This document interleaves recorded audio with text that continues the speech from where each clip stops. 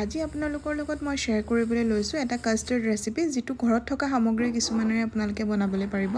প্ৰথমে মই অকণমান সাগু বইল কৰি লৈছোঁ আৰু গাখীৰখিনি উতল আহিবলৈ দিছোঁ আৰু সেইখিনি সময়তে ইয়াত দি দিলোঁ মই এচামুচৰ জোখাৰে কাষ্টাৰ্ড পাউডাৰ। আৰু এয়া চাওক সাগুখিনি উতলিছে আৰু এইফালে মোৰ গাখীৰখিনি উতল আহি গ'ল আৰু ইয়াত জোখমতে চেনি দিছোঁ। আপোনালোকে চেনিটো অলপমান বেছিকৈ এড কৰিব পাৰে, মোৰ চেনি খোৱা ঘৰত মানুহ নাই কাৰণে মই অলপ কমাই দিলোঁ। আৰু সাগুখিনি পানীৰ পৰা ভালকৈ টুকি লৈছোঁ। তাৰপাছত ইয়াতে মই দি দিছোঁ 2টা আম আৰু এই যে উতলাই থৈছিলোঁ কাষ্টাৰ্ড পাউডাৰৰ লগত গাখীৰ, সেইখিনি ইয়াতে দি দিলোঁ। ভালকৈ মিক্স কৰি ল'ম আৰু এতিয়া মই এইখিনি ফ্ৰিজত প্ৰায় 1-1.5 ঘণ্টাৰ কাৰণে ৰাখি দিম, ডিপ ফ্ৰিজত ৰাখি দিম যাতে সোনকালে হৈ যায়। নহ'লেতো বেছি সময় ৰাখিব পাৰিলে বেছিয়ে ভাল। আইচ বক্সত ৰাখি দিলোঁ মই প্ৰায় 1 ঘণ্টাৰ কাৰণে।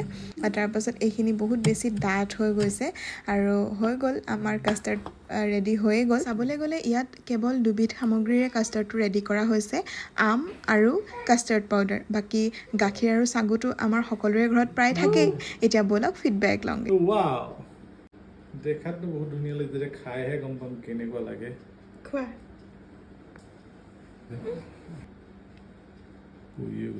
একো নপৰক, খোৱা।